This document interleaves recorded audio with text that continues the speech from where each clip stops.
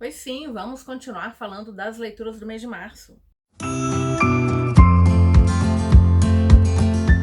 Meu nome é Maísa, se é a primeira vez por aqui, queria te fazer uma pergunta e um convite. Gosta de livros do mundo literário, de modo geral, de leituras coletivas, unboxings?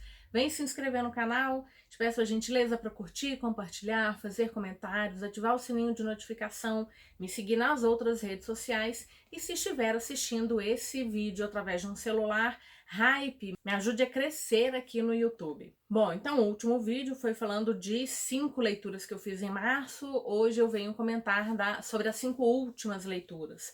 Então março foi um mês que rendeu bastante.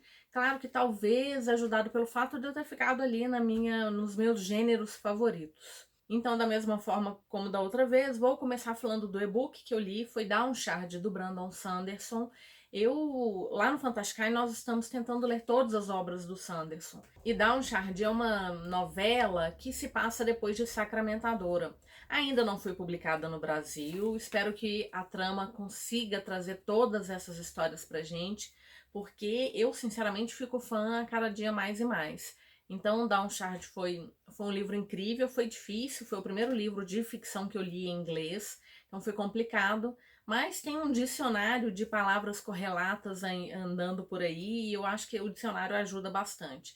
Depois eu quero ter a edição que é muito bonitinha, ela é uma edição menorzinha e, bom, também queria tê-la na estante. Claro que eu prefiro tê-la traduzida, espero que isso aconteça um dia, porque eu ainda tenho uma outra novela também que não chegou no Brasil e que só tem inglês, portanto, mas eu acabei não lendo. Em uma hora eu ainda vou pegar a Ed Dancer. Mas, então, a primeira história que eu li foi Downshard. Eu adorei, porque nessa história nós temos uma personagem que é cadeirante. E ela se torna cadeirante de uma forma assim muito. Nossa, a gente fica muito chateado pela forma como aconteceu.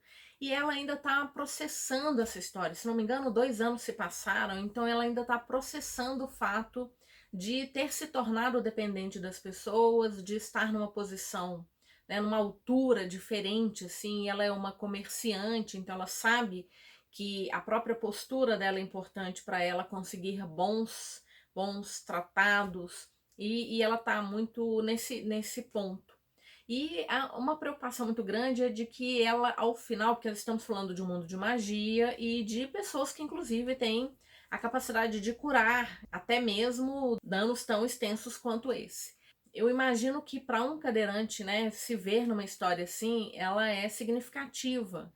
Então, Sanderson teve um cuidado muito grande ao descrever a própria dificuldade dela e de momentos em que ela vai vivenciar todo o processo que a levou até a cadeira e de como que ela vai conseguir, de certa maneira, a partir da sua cadeira, daí em diante, se tornar uma outra pessoa, no sentido de entender que ela continua capaz, tão capaz quanto, e vai fazer coisas incríveis. Então eu gostei muito da sensibilidade do Sanderson ao escrever uma personagem na condição dela e de ter a sensibilidade de falar sobre como ela se sentia e de como ela acabou descobrindo novos caminhos, ainda que com a sua condição. Então, adorei. Downshard foi realmente incrível. Eu dei 4,5, mas aí é muito mais pela minha dificuldade com o inglês, talvez.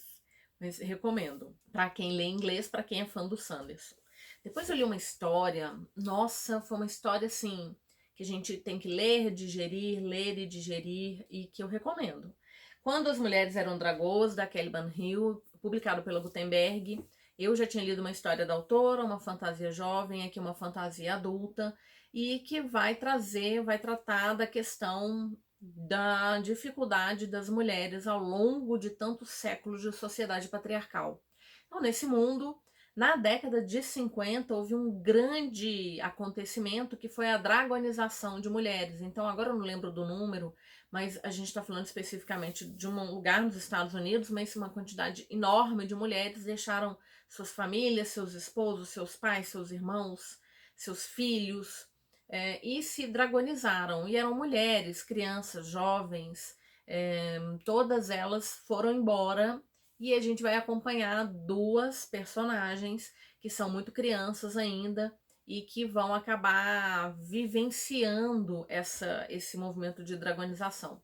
E vamos ter, né, todos os desdobramentos disso, porque num primeiro momento, não só no primeiro, no segundo, no terceiro, mas o que as pessoas e o governo e a mídia fazem é tentar invisibilizar esse evento. Então elas dizem que isso não existiu, não existem dragoas, as pessoas simplesmente foram embora, não tem nada disso.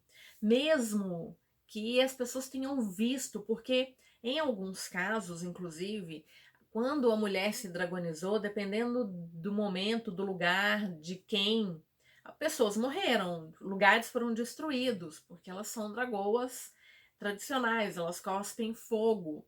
Então elas, de certa maneira, jogaram toda a raiva que elas tinham nos seus cônjuges, nos seus pais, nos seus irmãos, no lugar que elas trabalhavam. E ao longo da história a gente vai ter uma pesquisa mostrando outros lugares que dragonizaram.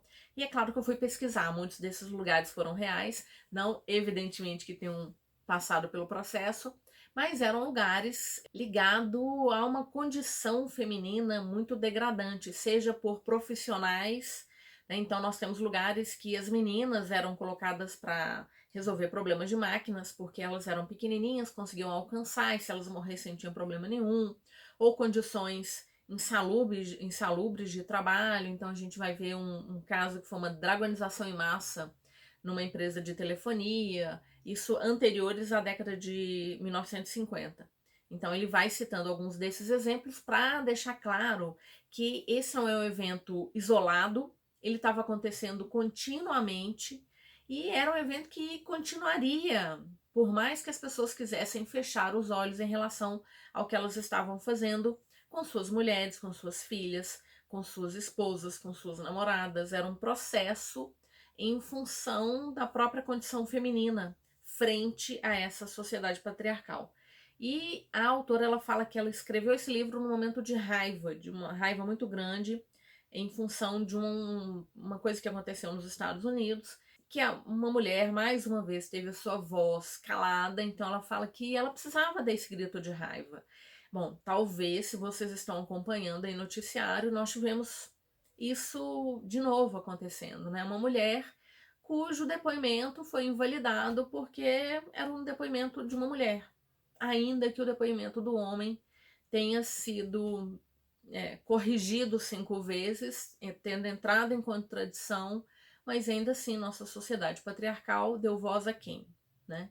Então é isso, é sobre isso o livro, mas ele também vai trazer muito de um grito de possibilidades, então de mulheres que vão se unir, de meninas que vão se unir, de sororidade. Eu acho que a gente precisa, né, acreditar que é uma ode também à força da mulher. Então tá aí Quando as Mulheres Eram Dragões, um livro incrível. Ele tem muitos gatilhos por conta dos séculos de tudo que a gente tem enfrentado, mas eu acho que vale muito a pena.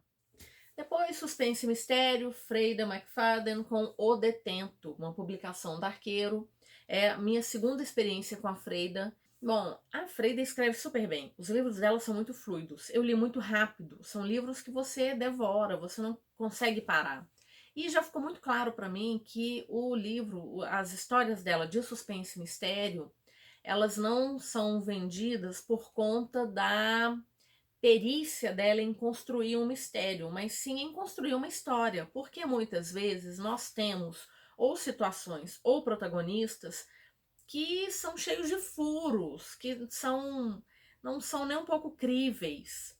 Nesse caso é a nossa protagonista, porque é uma mulher que vai trabalhar numa prisão e nessa prisão ela é uma enfermeira. Ela não está conseguindo emprego em lugar nenhum, ela voltou para sua cidade de origem com o filho e nessa prisão ela vai reencontrar com o namorado dela da juventude. E ele está nessa prisão, acima de tudo, por conta do depoimento dela, porque aconteceram muitas coisas no passado e foi o depoimento dela que acabou trazendo a culpa de uma vez por todas para esse homem. E ela tá lá nessa prisão. E aí ela vai acabar reencontrando um outro amigo da época de escola, vão se envolver, ela vai reencontrar esse ex-namorado, né? E aí a história vai se desenrolar. Mas ela não é nem ingênua, ela beira a. É uma personagem muito. Não posso dizer burra, né? É uma personagem muito desprovida de senso crítico. Acho que assim fica leve. Mas ela é tão desprovida que, que fica difícil de acreditar que ela exista. Né? Então, acho que é o grande problema do livro. Mas, de novo, a escrita da autora é viciante. Você não consegue largar porque você quer saber o que está acontecendo. Mas eu já entendi que a Freida realmente não está preocupada em deixar as coisas amarradíssimas. E, sim, na construção da história como um todo. É uma história de suspense e mistério para passar o tempo. Vira página e isso ela faz super bem. Então não foi uma nota boa por conta disso. Achei que uma ou outra coisa ali não estava tão bem costurada. Sou leitora de Harlan Coben, né? Então talvez isso que tenha me incomodado. Então deu uma nota baixa, mas as pessoas estão surtando com as histórias da Freida. Quem sabe ela também não é uma autora para você. Também da Arqueiro, fiz Leitura de Veneno em Seus Corações, da Laura Sebastian, um livro de fantasia que vai finalizar a trilogia que começou com Castelo em Seus Ossos. Eu gosto muito da escrita da Laura Sebastian, ela escreve fantasias jovens que são épicas porque são muito bem construídas, com seus reinos, com suas políticas internas, culturas, então ela consegue criar tudo, todas essas características para cada um dos 4 reinos que são apresentados nessa história. E aqui nós temos uma imperatriz, já houve um grande império, mas ele foi dividido agora em 4 reinos, e a imperatriz, que vem de uma família que já dominou todo esse lugar, ela quer ter esse domínio de novo, e para isso ela vai ter 3 filhas, vai mandar cada filha para um reino para se casar com seus herdeiros, e um dia ela quer que, então, a partir desse momento, que os reinos sejam tomados à força, né? E que integre esse grande império de novo. E aqui é um mundo que ainda também tem magia, magia das estrelas. Então existem pessoas que conseguem fazer pedidos ou transformar estrelas num pó de estrela, e esse pó de estrela ele te concede desejos, mas desejos, alguns deles assim bem curar doenças, falar com uma outra pessoa num outro lugar. E dependendo da força da pessoa que faz o pedido à estrela, até magias maiores. E, bom, então é isso. A gente vai acompanhar essas 3 irmãs, cada uma delas indo para o seu reino, todas elas entendendo que precisam cumprir o que elas passaram a vida aprendendo com a mãe, né, e com os seus tutores, o que elas tinham de fazer para encantar os seus herdeiros, as pessoas a quem elas estavam destinadas. E uma série de coisas acontecem, elas vão vendo, descobrindo os verdadeiros planos da mãe. Nossa, é muita coisa acontecendo. E dos 3 livros, esse aqui foi o que eu gostei menos, porque o final, ele não foi nenhuma página, foram 2 linhas. Em 2 linhas, a autora resolveu o grande problema dessa história. Então foi muito ruim nesse sentido, né? Ela teve uma pressa, ela demorou demais para chegar nesse ápice do enfrentamento do vilão, e na hora que chega no vilão, foi muito fácil derrubá-lo. Então fiquei triste por isso, porque realmente eu gostei muito da história que ela construiu e de toda essa parte política, né? Todas essas estratégias, os personagens que vão se encontrando, se aliando, descobrindo um monte de coisas aí para resolver tudo em 2 linhas. Foi uma leitura coletiva do Fantasticai, foi muito bacana. De qualquer maneira, apesar desse final mega corrido, quero ler outras histórias dela, porque essa é a segunda trilogia que eu li e gostei bastante da escrita, do mundo. Só faltou um pouco mais de empenho na hora de escrever essas páginas finais. Então eu dei 4 estrelas por conta do conjunto, que eu gostei bastante. E aí a grande leitura do mês, nossa, 5 estrelas, favoritado. Gente, leiam Sanderson, porque esse homem escreve, mas assim, eu sei que é fantasia, mas ele escreve muito mais do que isso, né? Os personagens, o caminho deles, o amadurecimento, as guerras, né? Os eventos, as as provações que eles têm de passar, enfim. Sacramentadora foi leitura coletiva lá do Fantasticai. Começamos a ler esse livro em janeiro, logo depois de Warbreaker. Finalizamos agora em março. Estávamos tão carentes de Sanderson que a gente foi ler Downshard, que é uma novela indicada para ler ao final de Sacramentadora. E estamos aí aguardando Mistborn, porque é um lançamento de maio, então vai ter leitura coletiva no Fantasticai. E Sacramentadora, então, é o terceiro livro, 12 Relatos da Guerra das Tempestades, uma grande série do autor, que são 5 livros, e grande mesmo, né? Então nós temos aqui mais de 1.500 páginas, é o maior de todos os 3 livros, e, incrível, eu marco pouco, né? Marco realmente pouco. Eu vou pela jornada, e às vezes eu acabo deixando passar uma coisa ou outra. Mas, assim, ele traz personagens com problemas de saúde mental que não se resolve da noite para o dia, pelo contrário, né? São personagens que estão aí no seu caminho para tentar resolver lutos, traumas. Ele traz personagens, nossa, gigantes, assim, personagens que crescem muito. Eu sei que muita gente, inclusive estou apoiando aqui, né? Porque 1.500 páginas. Eu sei que muita gente não curtiu o Sacramentador, uma vez que ele traz muitos flashbacks da vida do Dalinar, mas elas são importantíssimas para a gente entender quem é o Espinho Negro, quem que é esse grande comandante, super rígido, com regras, com os filhos, com sua vida, com as decisões que toma. Então a gente precisa entender a construção desse homem. E aí, esses flashbacks são importantíssimos. Eu sei que às vezes ele corta uma ação, né? A gente tá tendo uma ação ali, aí vem um capítulo de flashback. Mas eu acho que ele dá bons suspiros pra gente refletir, parar. Às vezes eram cenas mais tensas, coisas acontecendo, aí você tem essa parada para dar uma relaxada, apesar de que os flashbacks do Dalinar não são nada fáceis, no sentido de que, putz, ele não foi fácil. Então, Sacramentadora, 5 estrelas, favoritado. Tô super ansiosa pro lançamento do 4º livro. E a gente lê Sanderson pensando assim, gente, quem vai morrer? Que hora vai morrer? Será que vai morrer? Tem que morrer. Alguém sempre morre. E a gente vai se encantando tanto por todos eles que não quer que isso aconteça. E um outro ponto que eu achei incrível aqui, porque é um mundo de magia, hein? Porque nós temos personagens que vão entrar em um caminho da magia desse mundo. E tem um personagem específico que não entra, ele não consegue, ele se torna de uma posição que ele tinha, que era de uma alta hierarquia, de repente ele tá só caindo.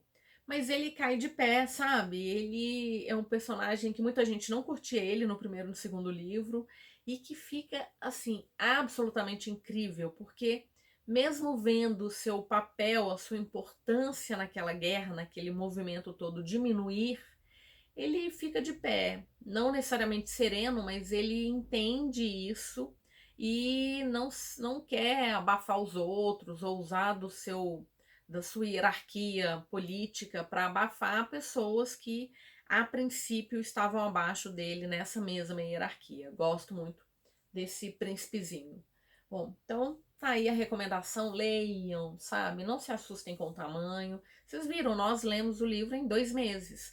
Um pouquinho todo dia, né?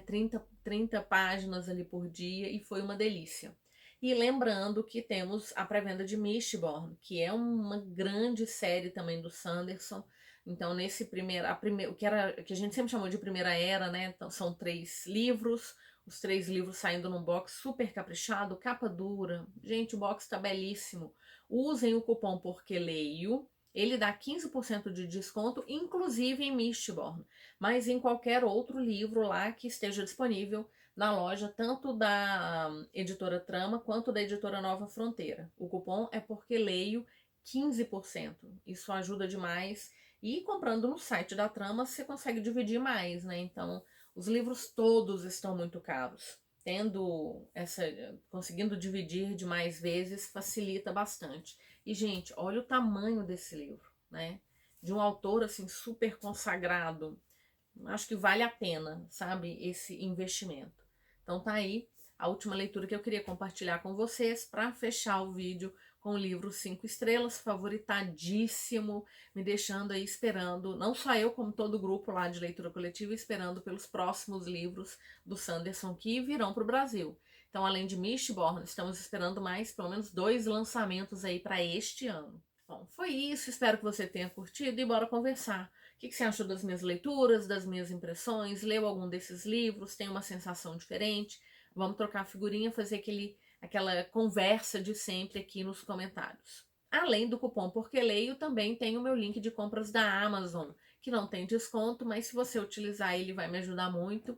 E se você quiser desconto, quiser cupom, vai se inscrever lá no Cuponomia. O Cuponomia é um site que tem tanto cashback quanto cupom de desconto. Eu uso muito, tô sempre juntando um dinheirinho ali, porque do preço que todos os livros, todas as coisas estão, se a gente puder conseguir cashback e cupom de desconto, ajuda muito.